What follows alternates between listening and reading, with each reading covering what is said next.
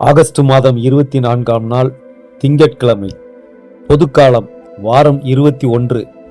வாழ்வின் வார்த்தைகள். இறைவார்த்தை உங்கள் வாழ்க்கை வழிகாட்டி. முதல் வாசகம். 12 அடிக்கற்களின் மீதும் ஆட்டுக்குட்டியின் 12 திருத்தூதர்களின் பெயர்களும் எழுதப்பட்டிருந்தன. திருத்தூதர் யோவான் எழுதிய திருவெளிப்பாட்டிலிருந்து வாசகம். அதிகாரம் 21, இறை சொற்றொடர்கள் 9 முதல் 14 வரை. சகோதரர் சகோதரிகளே, 7 வானதூதர்களுள் ஒருவர் வந்து, வா, ஆட்டுக்குட்டி மணந்து கொண்ட மணமகளை உனக்கு காட்டுவேன் என்று என்னிடம் கூறினார். தூய ஆவி என்னை ஆட்கொள்ளவே அந்த வானதூதர் ஒரு பெரிய உயர்ந்த மலைக்கு என்னை கொண்டு சென்றார். திருநகரான எருசலேம் கடவுளிடமிருந்து விண்ணகத்தை விட்டு இறங்கி வருவதை எனக்கு காட்டினார். அதில் கடவுளின் மாட்சி விளங்கிற்று.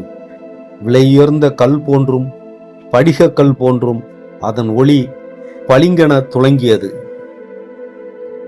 அதை சுற்றி பெரிய உயர்ந்த மதிலும் அதில் 12 வாயில்களும் இருந்தன. வாயில்களுக்கு பொறுப்பாய் 12 வானதூதர்கள் நின்றார்கள்.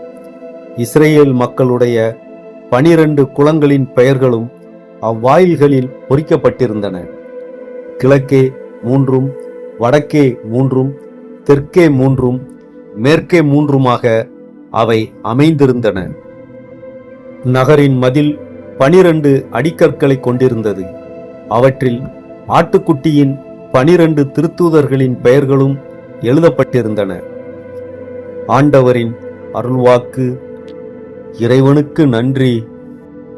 பதிலுரை பாடல். திருப்பாடல் 145. பல்லவி. ஆண்டவரே, உம் அன்பர்கள் உமது அரசின் மாட்சியை அறிவிப்பார்கள்.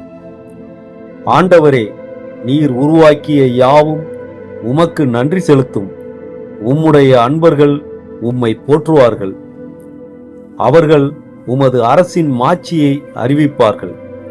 உமது வல்லமையை பற்றி பேசுவார்கள். பல்லவி.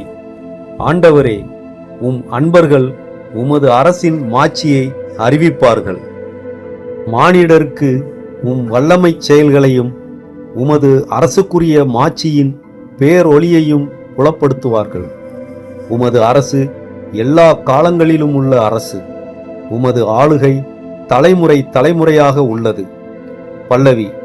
ஆண்டவரே, உம் அன்பர்கள் உமது அரசின் மாட்சியை அறிவிப்பார்கள். ஆண்டவர் தாம் செய்யும் அனைத்திலும் நீதியுடையவர். அவர்தம் செயல்கள் யாவும் இரக்க செயல்களே. தம்மை நோக்கி மன்றாடும் யாவருக்கும், உண்மையாய் தம்மை நோக்கி மன்றாடும் யாவருக்கும் ஆண்டவர் அண்மையில் இருக்கிறார். பல்லவி. ஆண்டவரே, உம் அன்பர்கள் உமது அரசின் மாட்சியை அறிவிப்பார்கள். நற்செய்திக்கு முன் வாழ்த்தொலி. அல்லேலுயா, அல்லேலுயா. ரபி, நீர் இறைமகன், நீரே இஸ்ரேல் மக்களின் அரசர். அல்லேலுயா. நற்செய்தி வாசகம். இவர் உண்மையான இஸ்ரேலர், கபடற்றவர்.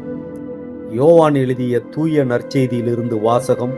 அதிகாரம் 1, இறை வார்த்தைகள் 45 முதல் 51 வரை.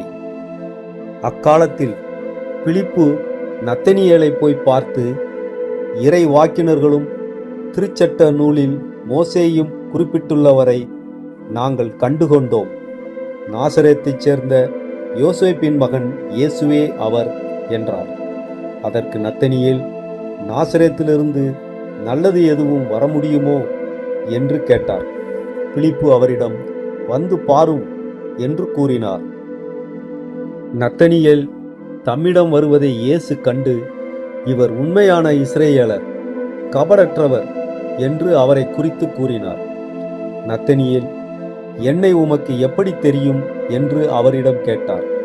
இயேசு, பிலிப்பு உம்மை கூப்பிடுவதற்கு முன்பு நீர் அத்திமரத்தின் கீழ் இருந்தபோதே நான் உம்மை கண்டேன் என்று பதிலளித்தார். நத்தனியேல் அவரை பார்த்து, ரபி, நீர் இறைமகன், நீரே இஸ்ரேல் மக்களின் அரசர் என்றார். அதற்கு இயேசு, உம்மை அத்திமரத்தின் கீழ் கண்டேன் என்று உம்மிடம் சொன்னதாலா நம்புகிறீர்? இதைவிட பெரியவற்றை காண்பீர் என்றார். மேலும் வானம் திறந்திருப்பதையும் கடவுளின் தூதர்கள் மானிட மகன் மீது ஏறுவதையும் இறங்குவதையும் காண்பீர்கள் என மிக உறுதியாக உங்களுக்கு சொல்கிறேன் என்று அவரிடம் கூறினார்.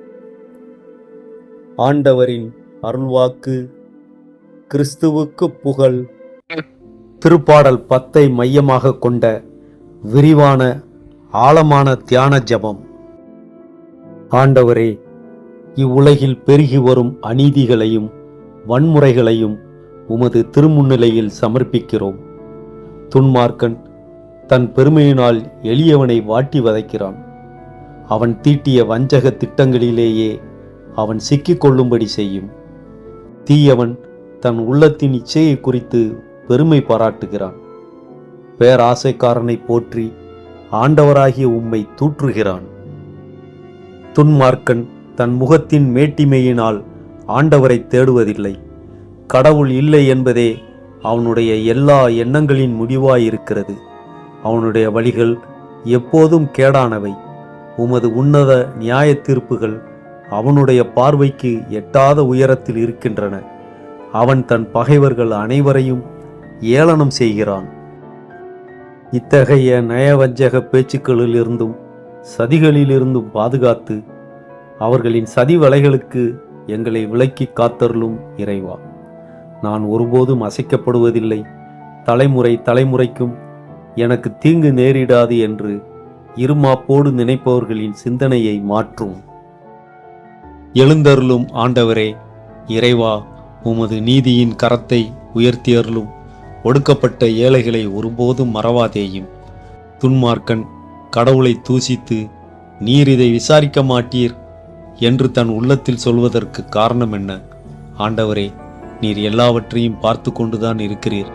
துன்பத்தையும் வேதனையையும் நீர் கண்ணோக்கி பார்த்து உமது சொந்த கரத்தினால் அதற்கு பதிலடி கொடுக்கிறீர்.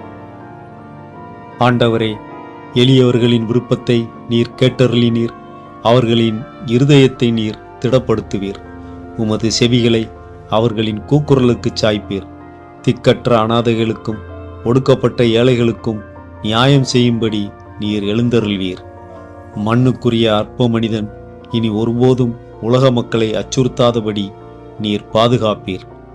எங்கள் வாழ்வின் சகல பயங்களிலிருந்தும் அநீதிகளிலிருந்தும் எங்களை விடுவித்து உமது நித்திய சமாதானத்தினால் எங்களை நிரப்பும். எங்கள் ஆண்டவரும் மீட்பருமாகிய இயேசு கிறிஸ்துவின் வழியாய் மன்றாடுகிறோம். ஆமேன். திருச்சிலுவை அடையாளத்தினாலே தீயோனிடமிருந்து எங்களை விடுவித்தருளும் எங்கள் இறைவா. தந்தை, மகன், தூய ஆவியார் பெயராலே ஆமேன். திருச்சிலுவை நமது அடையாளம்.